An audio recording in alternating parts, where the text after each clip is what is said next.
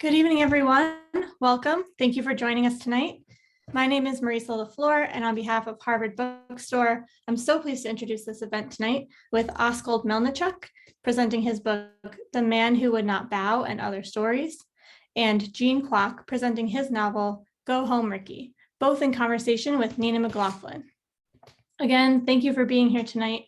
Through virtual events like this one's, Harvard Bookstore continues to bring authors and their work to our community far and wide. Every week, we'll be here hosting events on our Zoom account. As always, you can find our full event schedule on our website at harvard.com/events, where you can also sign up for our email newsletter and browse our bookshelves right from your home. You might have noticed this event will have closed captioning. Depending on the version of Zoom you're using, you may need to enable captions yourself using the closed caption button on the bottom of your screen. This evening's discussion will conclude with some time for your questions. If you have a question for our speakers at any time during the talk tonight, click on the Q&A button at the bottom of the screen and we'll get through as many as time allows.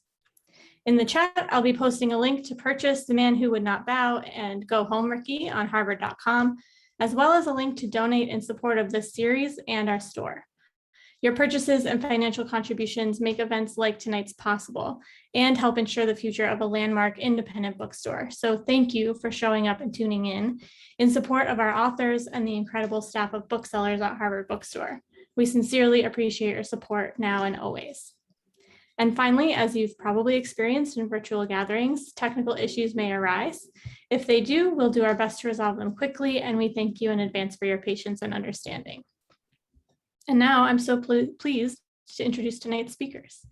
Askold Melnyczuk is an award-winning writer, the editor and publisher of Aerosmith Press, and a professor of English at UMass Boston. He is the founder and former editor of the magazine AGNI and has received, among others, the George Garrett Award from the Association of Writers and Writing Programs for his contributions to the literary community. He is the author of several novels, including his debut novel, What Is Told, which was a New York Times notable book, as well as a lot of poetry and nonfiction. His latest book, The Man Who Would Not Bow and Other Stories, is described by Kirkus Reviews as a collection of smart, complex stories that never fail to hold the reader's interest. We also have GENE KWAK with us, a writer and instructor at the University of Nebraska, Omaha. His fiction and nonfiction has been included in many publications, such as the Los Angeles Review of Books, The Rumpus, and Redivider, among others. Go Home, Ricky is his debut novel. In a starred review, Publishers Weekly writes that, as a prose stylist, KWAK is impeccable. Every sentence is explosive, energetic, confident, and hyper-polished, as if meant to be shouted proudly in a stadium of thousands. The two will be joined in conversation tonight by acclaimed author and Boston Globe columnist, Nina MacLaughglin. We're so happy to have them all here with us tonight. Without further ado, I will turn the digital podium over to you, Askold, GENE, and Nina. Thank you so much, Marisa. Yeah, this is great. I'm delighted to be here, honored to be asked to talk with Askold and GENE this evening. What we're going to do is start with two quick readings. Askold and GENE are both going to read a bit so you get a small taste of what we'll be discussing tonight. Askold, if you want to start, that would be fantastic. Sure. I'll be reading from the first story in the collection. It's called Termites, and it's set in Damascus, Syria, of about 10 years ago. John the Baptist's head must be the best traveled skull in Christendom. Herod interred it on his estate until St. Joanna dug it up for reburial under the Mount of Olives, where it was unearthed by pilgrims in the 4th century. Later cameos in Rome, Constantinople, Petra, and Samaria brought gales of sweaty seekers to their knees. Smuggled by crusaders to France, only to be exiled by the Paris Commune, the head was saved by the mayor of Amiens, making him a national hero. Oliver Street finally caught up with it in Damascus soon after his divorce. What the young journalist actually saw was the shrine erected inside the sprawling Umayyad mosque, itself the length of 2 football fields, marble columns, elaborately wrought ironwork, and somewhere behind it all, allegedly, the saint's head. Oliver imagined a cross between a bearded peach pit and a raisin with teeth. Around him, men lolled on oriental rugs, reading books. He listened to the muffled footsteps and whispers of tourists passing a preaching imam in mid-sermon. The mosque was also where Jesus was to alight from heaven at the end of days. Oliver stood before the reliquary and shut his eyes. The great vitality of the dead. He folded his hands behind his back and tilted his head to the right. He was sweating. It was hot and he was feverish. He reached into the inside pocket of his white linen jacket for a Kleenex. Instead, he felt something glossy he took out. He opened his eyes and looked at the photograph. Two girls beaming at the camera. He put it away and probed his other pockets. No luck. He wiped his forehead with the back of his sleeve and closed his eyes. He hadn't slept in several nights. His hands shook, so he shoved them into his pockets again as he listened to the prayers of the faithful, offered in Arabic, French, English, braid together into a new language, evading the gravity of culture and time. After the craziness in Beirut, a calm descended, and for a moment, Oliver felt he was standing at the center of the world. I'll stop there. That was great, Askold. That was amazing. I love that first story. I'm realizing now that it's getting darker behind me and I have this really bright light on me, so it looks like I'm being interrogated. Anyways, I appreciate everyone being here tonight. I'll do a quick reading. I'm going to read from the section that was actually excerpted in Hyphen magazine today. So you can also find part of this online. Growing up, instead of dealing with deep-seated feels, I'd work it out, like in an actual workout. I'd go so hard that sweat would pour off me and I'd pretend that every drop was my real problem wicking away from me. Any decent shrink would point to this being at the root of my fascination with wrestling. Wrestling being a stand-in for no dad. I mean, he existed. He was out there somewhere, but he wasn't here. My dear mother, Arlene Powell, told me she met a tall, dark, sharp-jawed native dude at a powwow in Lawrence, Kansas. They ate native tacos, talked rock chalk basketball. He was a student at Haskell. She was a journalism major at KU. They saw each other for 5 or 6 months, and then he abruptly called it off. Then he came back, and they ran hot and cold until the last time. She was late approximately 3 weeks later and went to a drugstore off Wakarusa. She bought 3 different brands of pregnancy tests while getting side-eyed from the Midwestern middle-aged cashier with a Bob and Zero accent, her voice flatter than Kansas. And she put her hand over my mom's hand and told her, "Honey, there's always prayer." Mom went straight to her dorm and had to pee on a stick in her shared bathroom, watched and waited, wiped off the pee she got on her hands. When she told my dad it was over coffee at a diner, he said all the right things. "I'll do my best by you. If you want to go through with it, I'll support you 100%. He ate a cruller. She didn't have an appetite. After a day or two, she went to visit him at his apartment, and his roommates, 2 long-haired fish heads, told her he'd moved, grabbed a trash bag full of his stuff and fled. Told them he'd figure out the logistics of transferring later, just needed air. She never saw him again, only remembered his name and a few details. Minus the major blunder of skipping town, which she definitely held against him, she mostly talked about him in gentle terms with the occasional needle of the loved one. I don't think she ever stopped loving him. From what I gleaned from stories, their entire relationship was only really on for about 6 months and then extended on and off for another 5 at most. It was around a year of her life, but something about the relationship, although she'd had plenty afterward, stuck to her ribs like molasses. She only clued me in on who he actually was when I was about 5 years old. Prior to that, when I asked who my dad was, she'd tell me, "That man," and point to a wrestler on TV, an action hero in a movie, a firefighter in a commercial. She told me Dad had to go bye-bye, but he loved me very much. I took it at face value and continued playing with my Ninja Turtles, zoomed my Hot Wheels. When I got older, I did feel the emptiness of a lack of dad, and I did a little research into Native Americans. One summer, I watched The Last of the Mohicans 17 times. That was about as far as I took it, but not Mom. She always had a soft spot, though not a strong enough yearning that she felt the need to find him. This was years before Google, before Al Gore even had the fever dream of the internet. She couldn't afford to hire a private eye, some gumshoe to track down her baby's dad.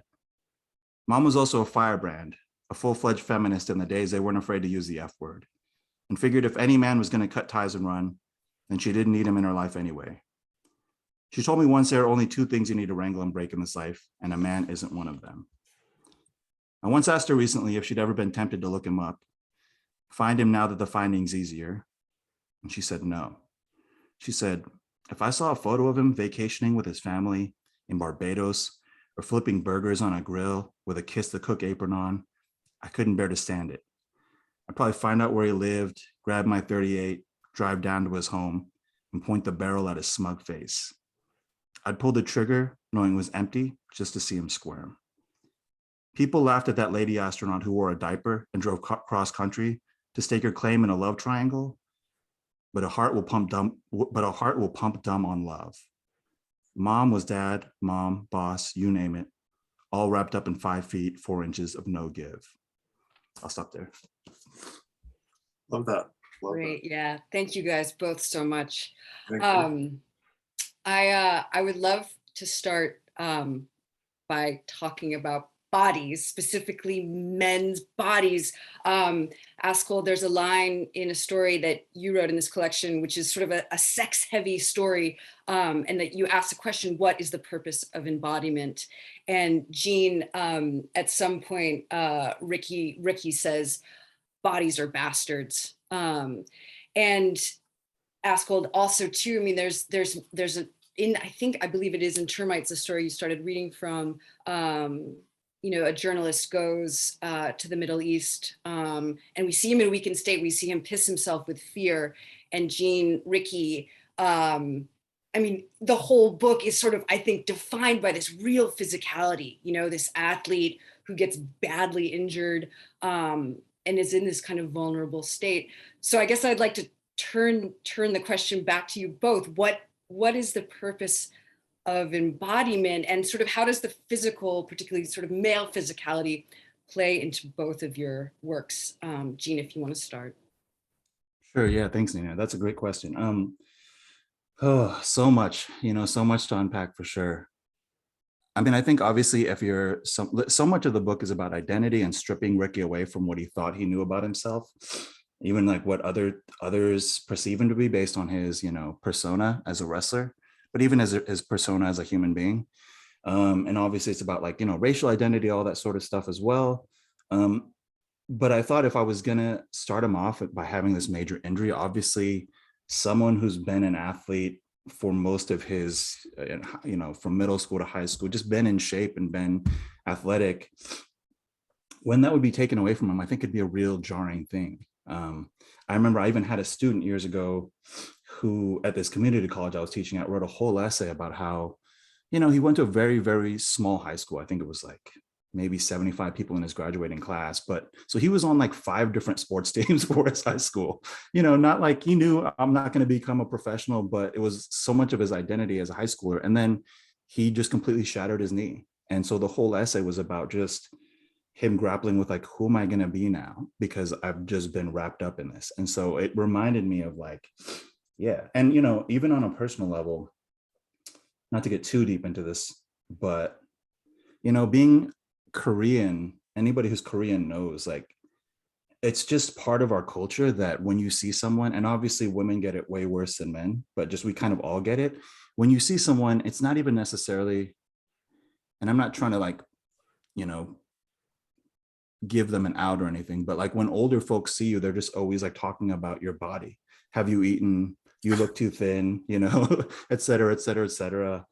And like I said, it's not the same as doing it in like American culture, but it's still obviously very, very harmful. But it's just sort of part and parcel of growing up in Korean culture is just kind of being acutely aware of your body constantly, you know? And like I said, obviously women have it way worse than men do, but it's just part of our culture. And so kind of all of that wrapped up is why it was important to address the body in the book. Yeah, yeah, interesting and indeed a great question. It seems to me one that I ask myself every day. What is that purpose of embodiment? Why, it's why are you here, and what is it you are, given the vessel that contains you? You somehow always feel it's not exactly all of you.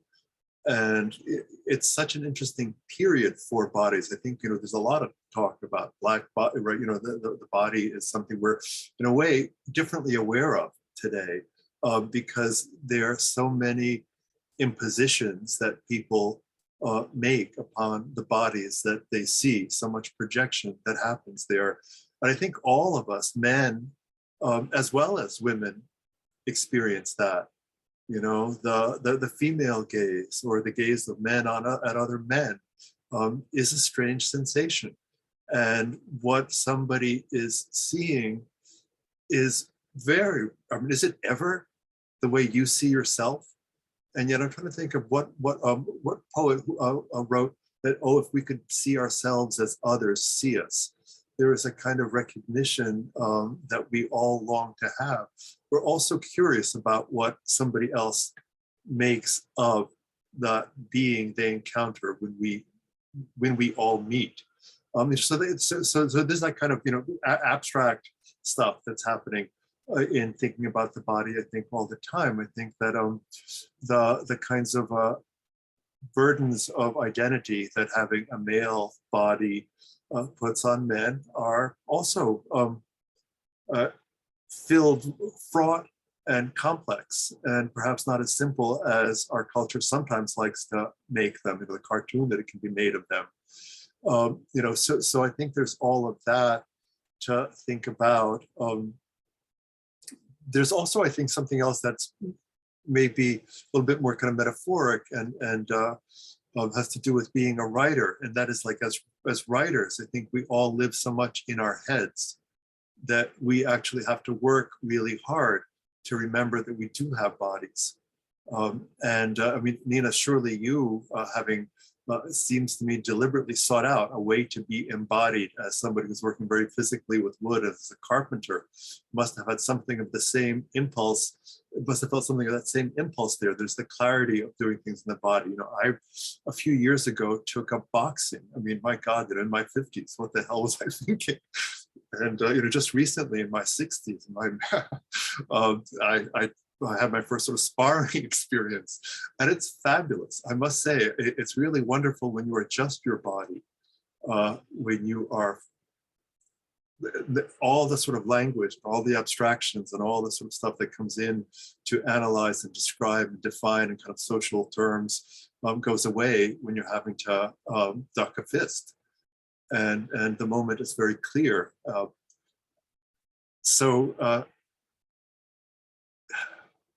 Can't live with him, can't live without him, Nina.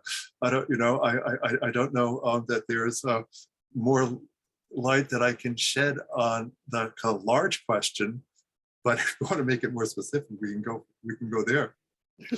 Well, this is good. This was going to this is a perfect segue into the next thing I wanted to talk about, which was vulnerability. Gene, there's this, before Ricky goes out into the ring, he repeats a mantra to himself, I am a tender man, I am a tender man. And it sort of echoes a few times throughout the book.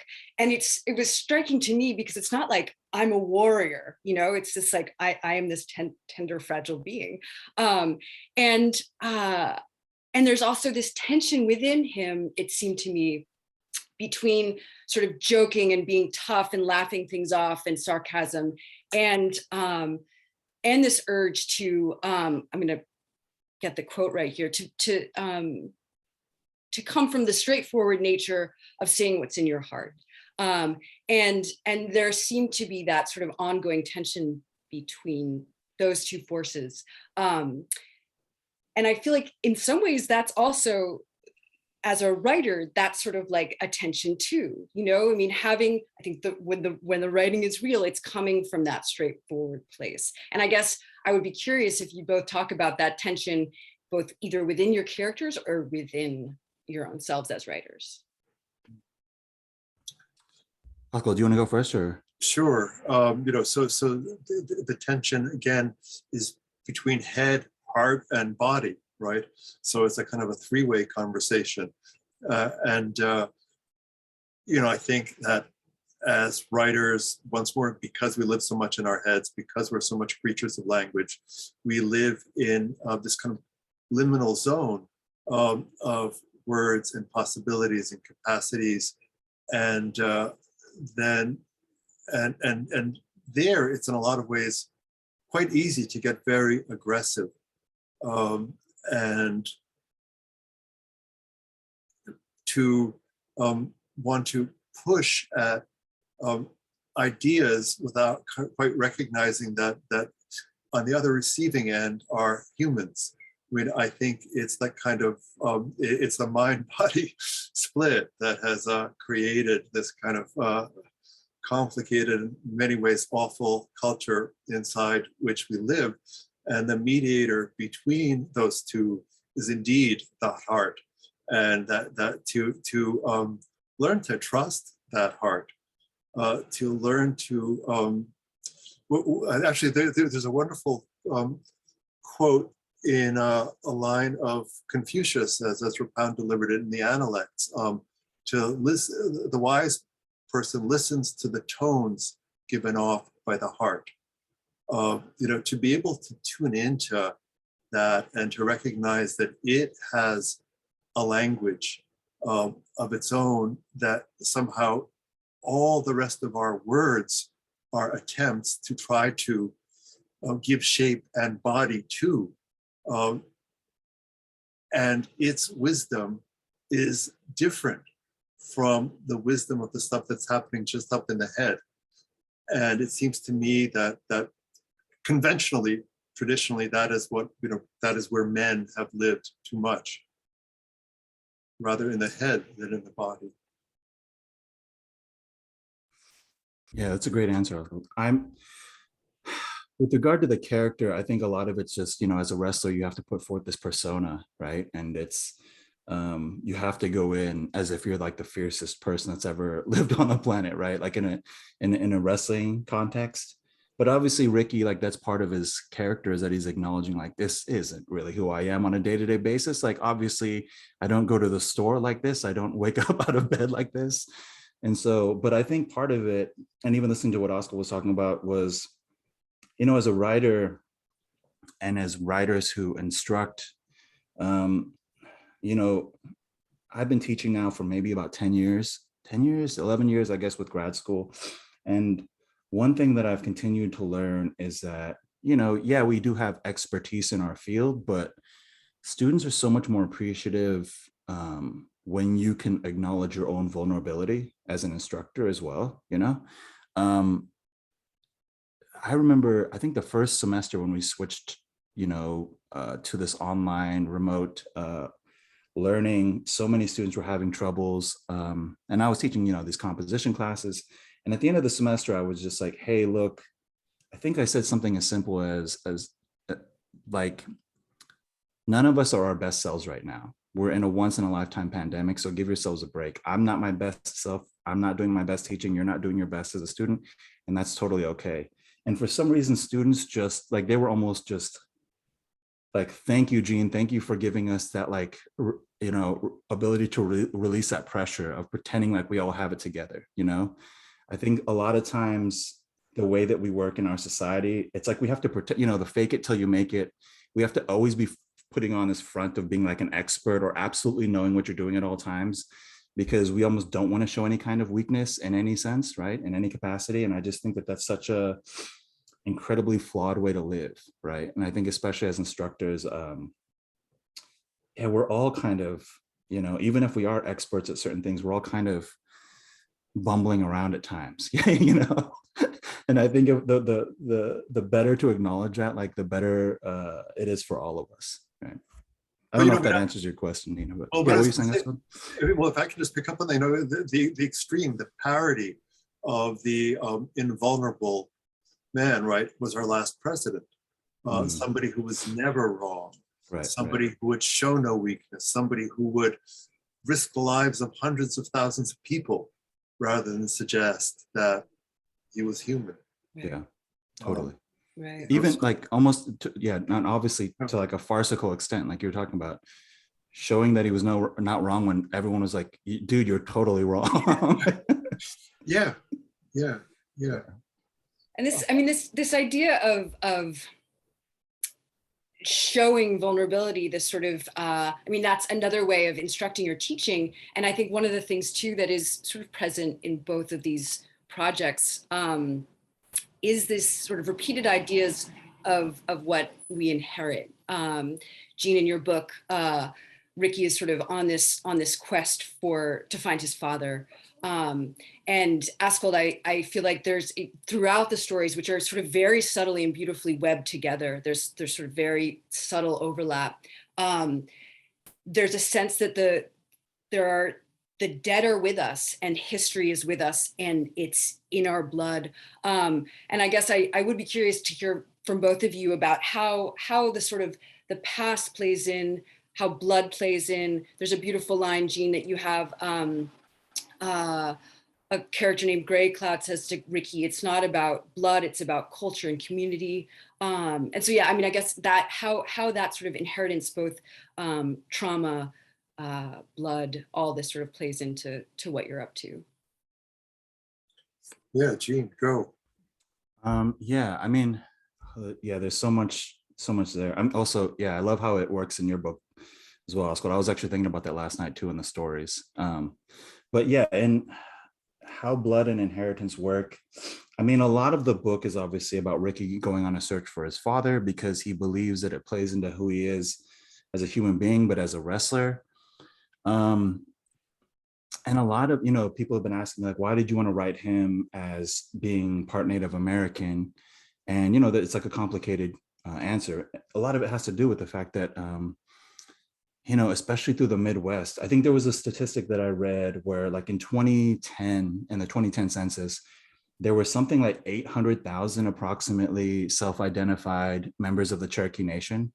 But that same year, there's only like 400,000. If you combine all of those, the different Cherokee tribes, there were only 400,000 registered with them. That means there's 400,000 people who are self-identifying on the U.S. Census, but like are not part of the Cherokee Nation, which is a lot of people.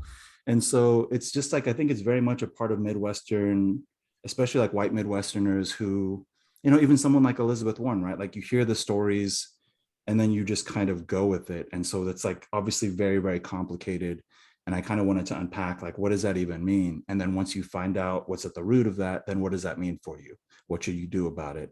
All sorts of things. But yeah, I've been thinking about this issue in a broader way after reading Askold's book, and then also after reading other books, and even thinking about my next book a lot about how the traumas and the histories and the violence play out on the next generation, for sure. But I definitely want to hear what Askold has to say, because I've been thinking about that a lot after reading the stories, for sure.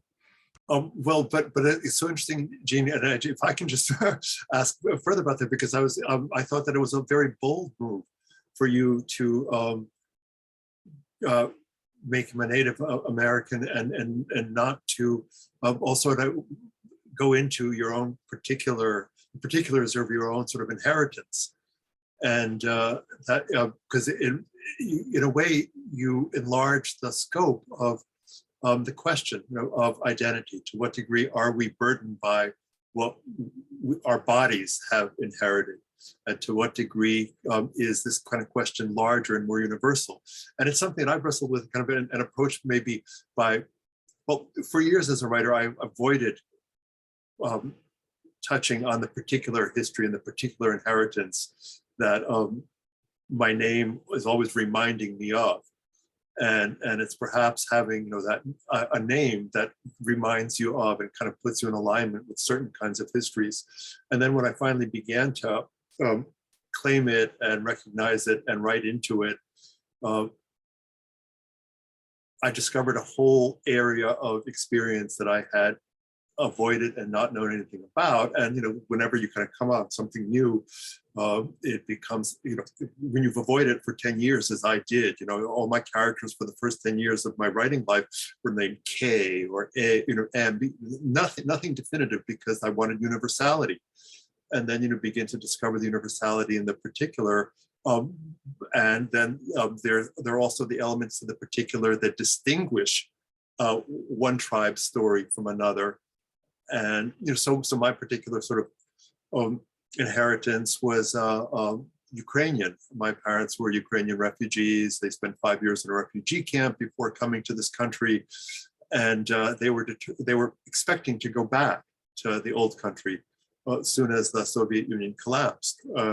That's something that did not happen, and when they finally revisited their home, 40 years after leaving, they decided that they had by then been away too long and had willy-nilly become whatever it means to become American. So again, at the same time, they were children of war, and they had, I think, that whole generation, everybody who was in any way involved in that generation in war in the United States and in Europe and in Asia was traumatized. And there was no language for unfolding that trauma until the last 30 years or so. It's evolved and is so hugely helpful, I hope, for people who are kind of coming to terms with their own inheritances now. What I discovered and what I saw growing up very much inside a kind of Ukrainian diaspora in New Jersey, 20 miles south of New York, was story after story of families who were not living out the American dream that I was seeing played out on television. And I remember once that I began weeping watching The Cosby Show, because I thought, wow, that's a normal, happy American family.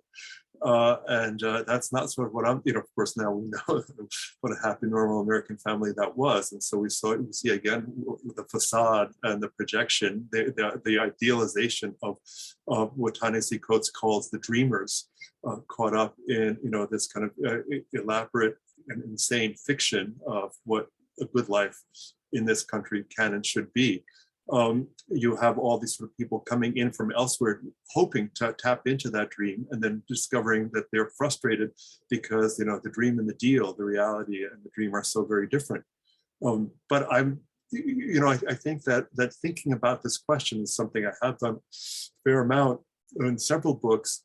Is that's kind of sad, is that you recognize that something done once goes on forever, and the decision made to leave, the decision made to stay, have endless ramifications, not just for the deciders, but for those who come after them, surround them, each of whom has to try to unpack the nuances and particulars of their experience for themselves, because while there are a million such American stories of generations of refugees coming here, every group and every community has got to find the specific language for the singularities of their experience, because the details matter.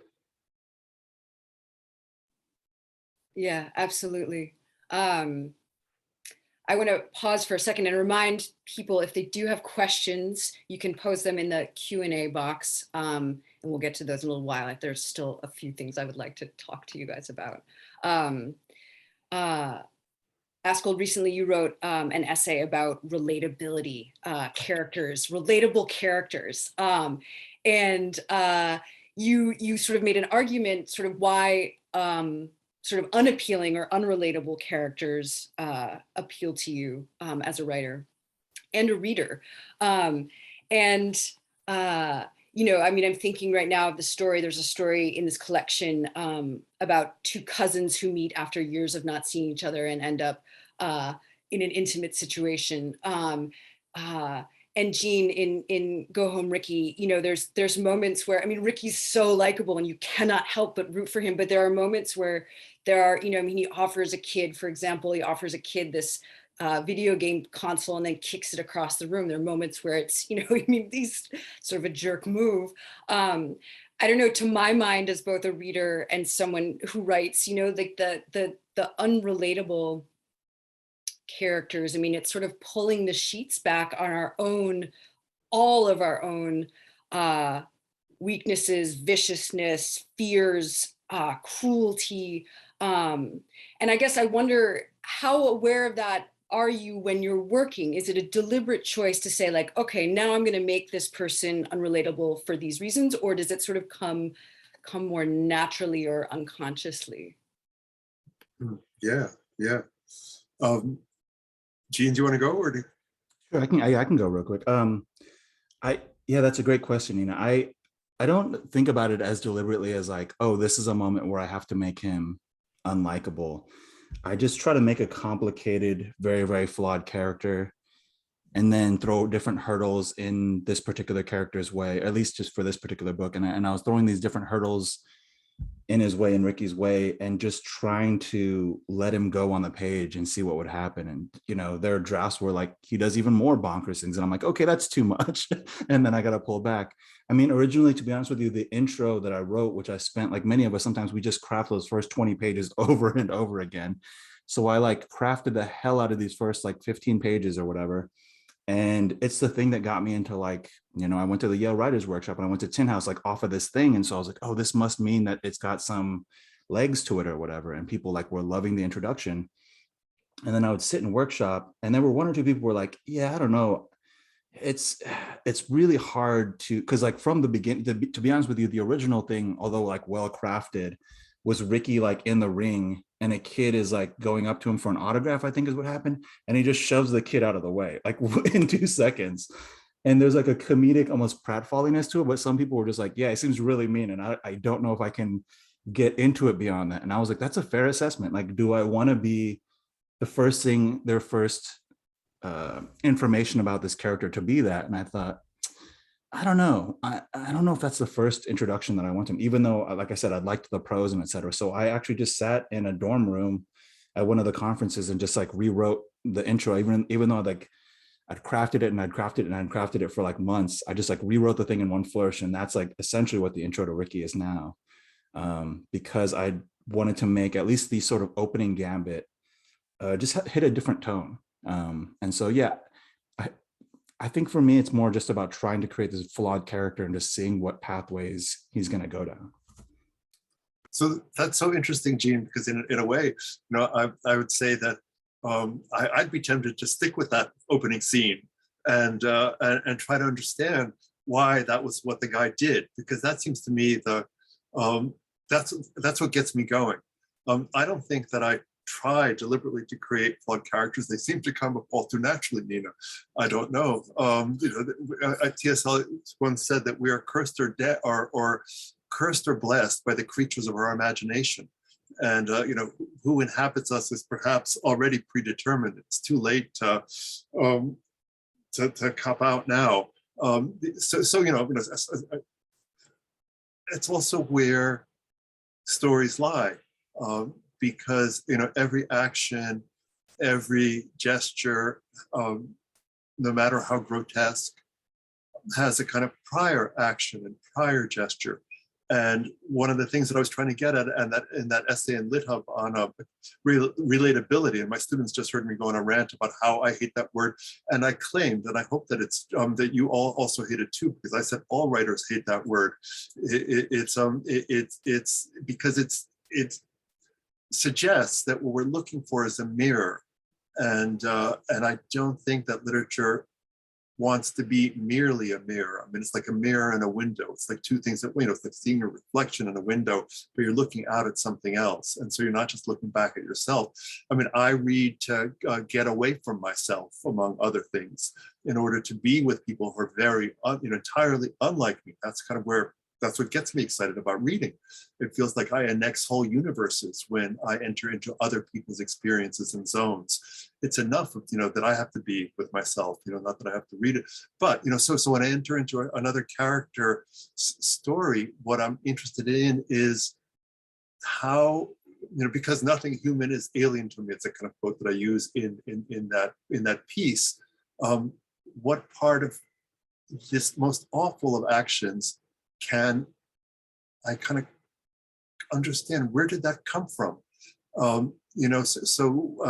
In one of the stories in the book is kind of based on a photograph of Lindy England. I don't know if people remember this photograph that came, one of the early exposés of the prison Abu Ghraib in Iraq, of American soldiers torturing Iraqi prisoners. The prisoners are wearing black hoods and they have collars around their neck and leashes and stuff. And that image haunted me for the longest time. And I tried to imagine what this young woman must have been through, that she would find herself in that moment doing that. And gradually, and I wondered, how could you tell that story? And I realized that telling that story by looking at that image was kind of not going to get me anywhere, because that image was an editorial, that image was in a comment. But that person, that woman had been a girl once, innocent, open, loving, I'm sure. And how did she wind up at that moment? So I wound up thinking about her family and tried to find a way to understand what might have happened in that family that would have led her, their daughter, again, the inheritor of a certain set of decisions by prior inheritors of other sets of decisions, to that moment. And it's not to excuse the moment ever, but it's the attempt to understand it and to try to find a surprising answer through the writing of the story. So I wound up discovering something about her mother that was not like the cliched thing of a terrible, abusive household and family, but something quieter, a decision her mother had made that created a lie that set this child off on a very different, specific path and left her vulnerable to the world, as she at one point had been. So yeah, sorry, this is like a long answer. I don't want to go on. But it's such an interesting and important question, because for me, again, fiction is about the exploration of cause and effect. I don't know, Nina, Jean, do you think that, is that what you're trying to understand? How a character is shaped? Jean, go ahead. Oh, yeah. Sorry, I thought you were going to say something, Nina, so I paused for a second. Are you sure you don't want to? No, Yeah. please. Yeah, no, Askold, I feel the exact same way. I think it is about cause and effect. I do think, we do have a responsibility, and it sometimes is a really, really difficult line to walk. I was thinking about some of those stories that you wrote, Askold, and I was like, man, I can't even imagine what was going through his head when he was trying to thread that needle. But we do have a responsibility to also, we've all read things where we felt like the author kind of was doing harm to the readers as well, maybe unintentionally, but there was still harm. And I think, but that is one of the things about fiction, about literature, is like you were saying, Askold, it should be an exploration of humanity. It should be about cause and effect. We do have responsibilities, but yeah, that's kind of my approach as well, for sure.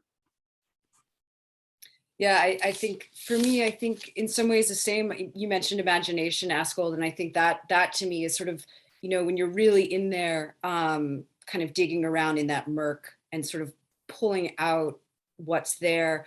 I don't know, not in a didactic way, but it's a way, I don't know, as a reader, like to sort of learn what's in there, to learn about ourselves through those sometimes very unpalatable parts that can be revealed. I'm looking at the time right now. Maybe it is a good moment to shift over. We do have some questions in the Q&A box. If Marisa, you want to come back and field some of those from the audience. Hello. Yes, I would be happy to do that. Okay, let's start with Lloyd says, great questions and great answers. Jean, you were a student of Askold's. What did you learn from him as a writer? Askold, what did you learn from Jean? Sure, I can go for it. Oh, okay. I think beyond just craft stuff, I think one of the best gifts an instructor can give to a student is just giving them the confidence, giving them the respect and confidence to feel like they can actually do this. And that's one of the things about Askold that I've always just loved about him, is that he would always treat all of us less than, you know, we're graduate students, we're in our first year, some of us, you know, all different experiences, all different age ranges. But no matter who you were, he would always treat us and our stories with the utmost respect and as if we were just professional writers working. Like he was just like one of us, you know. It wasn't this sort of dynamic of like, I'm the instructor and everything that I'm saying is coming from the heavens and that you have to completely kowtow to, and, you know, my opinions.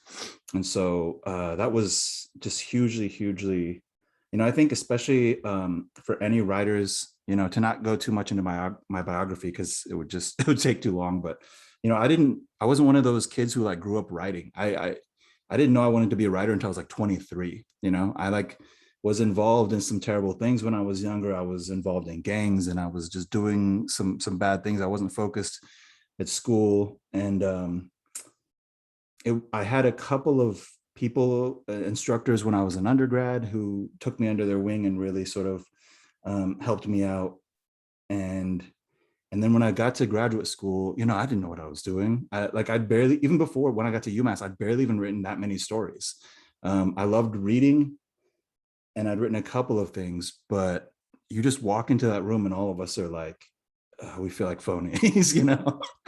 And Askold would just give us this confidence. And that's like the biggest thing, to just run with that confidence. And so, yeah, that's, I think the biggest takeaway from that class. Boy, that's really interesting. Thank you, Gene. That's very generous of you. But man, I was going to say you could have fooled me, but clearly you did. First of all, I didn't know you'd been such a bad boy, and you know, I look forward to probing more questions, perhaps off camera here, and getting more of those stories out there.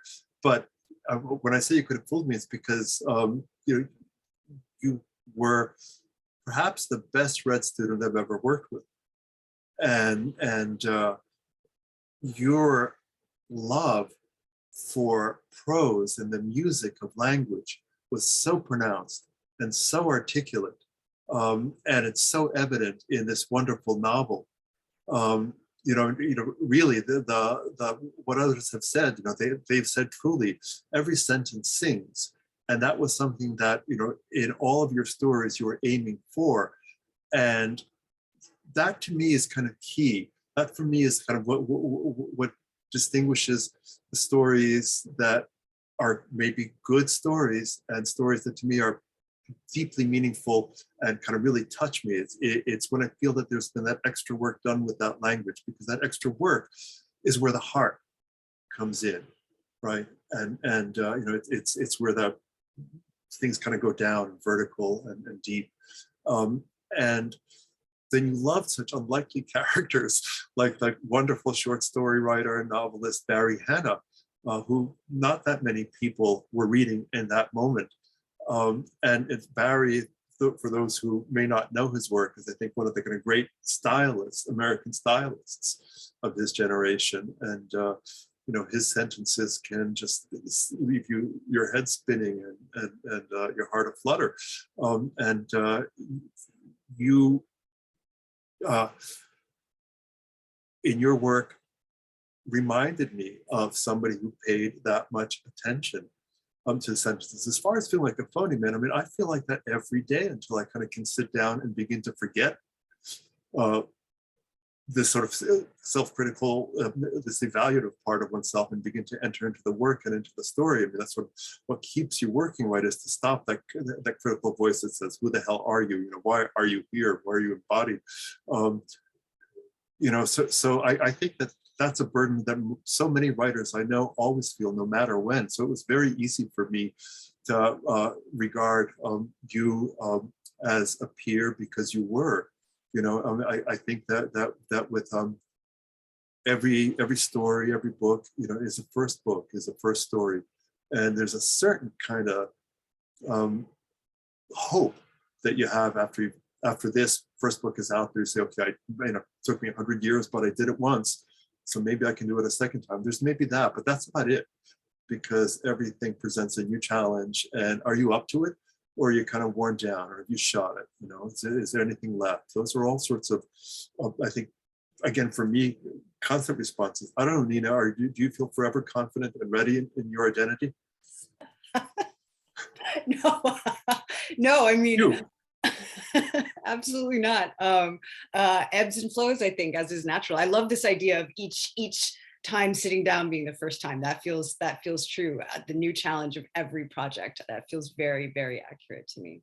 And it's also, it's a pleasure hearing you guys sort of talk about what it's been to be in relationship. I think that's partly what has been kind of special and cool about this discussion is the fact that you do know each other and have worked together. And that's been neat to see. That actually flows pretty well into this next question from Tyler. As the character and story evolves within your own mind as a writer, when you sit down to write each time, do you find your approach to writing during a particular project changes? If so, what influences that approach? Yeah. Gene, you want to go? Oh yeah, I'll just say real quick, thinking about what you were talking about earlier, Askold, about heritage and blood and history. Yeah, there was reasons that I had to, or that I just had to get this book out. But the next thing that I'm working on is like the first big thing that I've ever written about being Korean American. And it has been this eye-opening. So many Asian American AAPI writers that I talk to, you know, sometimes you grow up or you come up in a workshop environment where you're fed similar types of authors, a similar type of aesthetic. And so they felt like they almost had to ape that aesthetic and just couldn't be whatever their authentic voice was. And so, yeah, I've just been thinking a lot about just how much personal history and all of that stuff is wrapped up in this new project. Yeah, with regard to, I can't even remember the question now. What was it? What was it about characters? Yeah, if your approach to writing changes each time you sit down to write. Yeah, it definitely changes each time. Each, I think one of the biggest things that I try to give myself are just challenges. Like one of the things with Ricky is that I had a nugget of an idea, and then I wrote, and then I thought initially he was just going to go on the road trip himself, and I was like, well, why not throw his mom with him? His mom is super interesting and engaging, and also it'd be boring if he's just sitting in the car by himself, right? And then then it evolved to like the book, not to give away spoilers, but it's like almost more about his mom than it is about his dad, you know. And it's like a wrestling book, but there's like not a lot of actual wrestling on the page. So I kept on trying to do these things where I would give myself these weird challenges, and I'm like, I don't know if anyone's going to pay attention to this stuff or care, but as a writer, I want to give myself challenges with every single project. So I have another project that I'm working on now, and then another one that I'm thinking about that are scary, because like one of them will require a ton of research that I've never done before. But I definitely try to, you know, we want to be excited, I think, as writers, and challenge ourselves, you know. Well, it's great to hear that you're going to be delving into that material. I kept waiting. and so I'm really curious to see what you're going to bring forward now. You know, it's funny, you mentioned the frustration that young writers can sometimes feel in a classroom when the work that they're being offered does not reflect their particular experience and stories. And I'd certainly say that, again, you know, English was my second language, so so the particulars of my own kind of family history were nowhere to be seen. But you know what? That didn't really bother me that much. You know, it's true that like the first stories I wrote were about upper class WASPs in Connecticut working as stockbrokers in New York, because I was reading a lot of John Cheever and John O'Hara and those writers. But there were other things that I picked up from them, and I think that, you know, so it took a while to try to align form and content. You know, to recognize, you know, I think one of the great moments in a writer's life, in a young writer's life, is when they discover what is singularly their story to tell. But at the same time, if they've not done the work to kind of master the craft, you know, master bullshit, you know, to learn the craft, to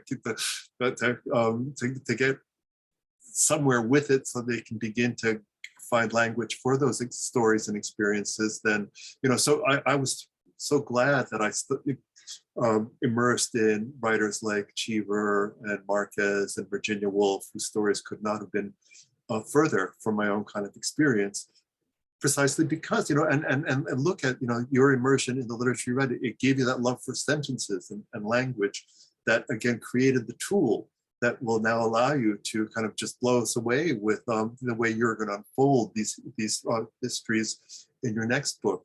But the other part of the question was, does every story kind of invite a different approach? And I'd say, yeah, so many different elements trigger a story. Sometimes it's a character, sometimes it's a sentence. For years, I carried around a title in my head, How to Behave Inside an Embrace.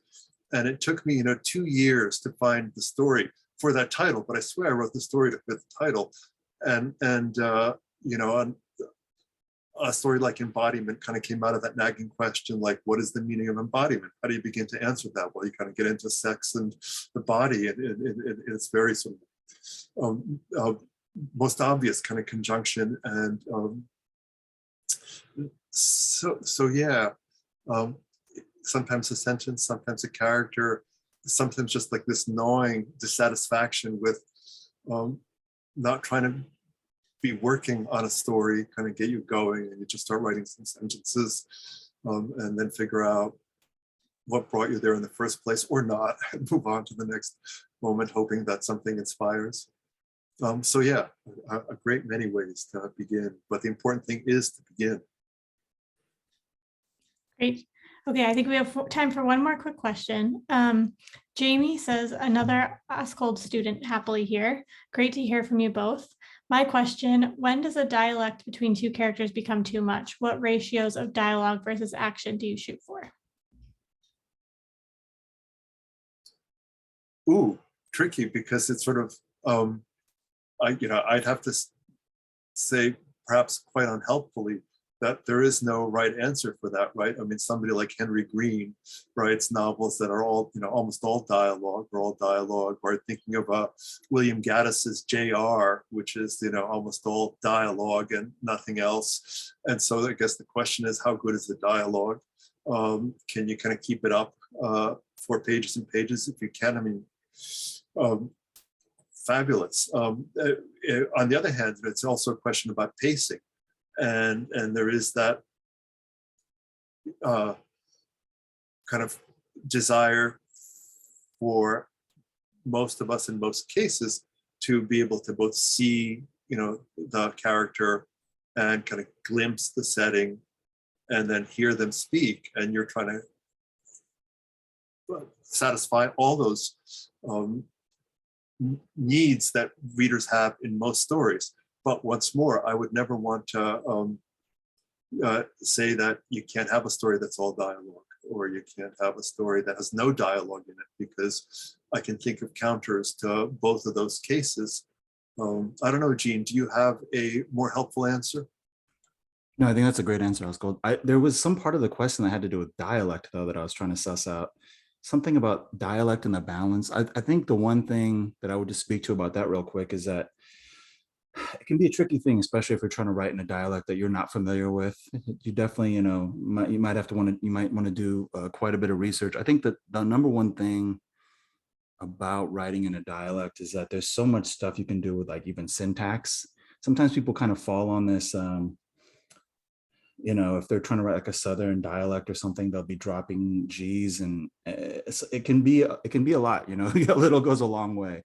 But again, like Askold was saying, there are no hard rules, because there are examples that sort of always go against the rules. But it's all about like the individual piece. But I would say, like, it's about experimentation for sure.